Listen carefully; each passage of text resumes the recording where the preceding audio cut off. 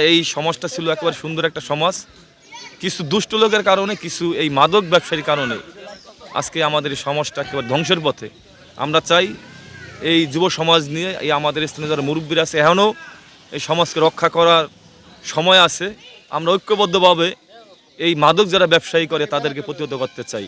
ধানকাটি ইউনিয়নে আর যদি কালকে থেকে যদি মাদক কেউ যদি বিক্রি করে, আমরা আমাদের ভাই হোক বা আমাদের আত্মীয় স্বজন যেই হোক না কেন, তাকে আমরা আইনের কাছে সোপর্দ করে দেবো। এবং কি আমরা 2-1 দিনের মধ্যে প্রত্যেকটা আমাদের ধানকাটি ইউনিয়নে মাইকিং করে আমরা জানিয়ে দিব।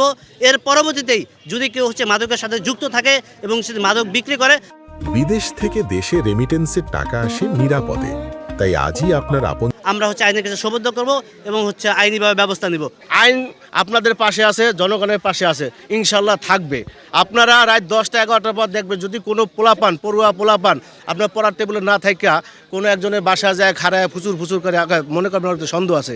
এতে আমাদের আইন শৃঙ্খলা ইনশাল্লাহ আপনাদের সবার পক্ষে আছে, পক্ষে থাকবে ইনশাল্লাহ। মাদকের পক্ষে কেউ নেই, কেউ থাকবে না, এটুকু ভরসা আমরা আইন শৃঙ্খলার পক্ষ থেকে আপনাদেরকে দিলাম। আমরা চাচ্ছি আমাদের এলাকায় যেন মাদক মুক্ত হয় এবং মাদক ব্যবসায়ী যারা আছে তাদেরকে ধরে আইনের আওতায় আনা উচিত। আর বারবার তাদেরকে গ্রেপ্তার করার পরেও তারা কিভাবে বারবার ছাড়া পেয়ে যায় এটা আমাদের জানা উচিত। তাদের সাথে কাদের হাত আছে এবং তাদের হাত কত বড় লম্বা এটা আমাদেরকে জানা উচিত। সংবাদ সম্মেলন দেখার পরে আমি মনে করব তারা যদি তাদের সম্মান ইজ্জত বজায় রাখতে চায়, তারা নিজের থেকে সম্পূর্ণ সব কিছু ছেড়ে সাধারণ মানুষের কাতারে চলে আসবে। আরেকটি কথা আমি বলতে চাই আমার চেয়ারম্যান মহোদয়ের কাছে এবং কি প্রশাসনের কাছে, টিউনু সাহেবের কাছে আমাদের একটা রিকোয়েস্ট, আমাদের চেয়ারম্যান সাহেব যেন তার আপ্যায়ন চেষ্টা দিয়ে আমাদের কমসে কম ছোট হলেও 3টা খেলার মাঠ যেন ভাগ করে পোলাপানদের দেওয়া হয়, তাইলেই আমাদের সম্ভব হবে মাদক মুক্ত করা।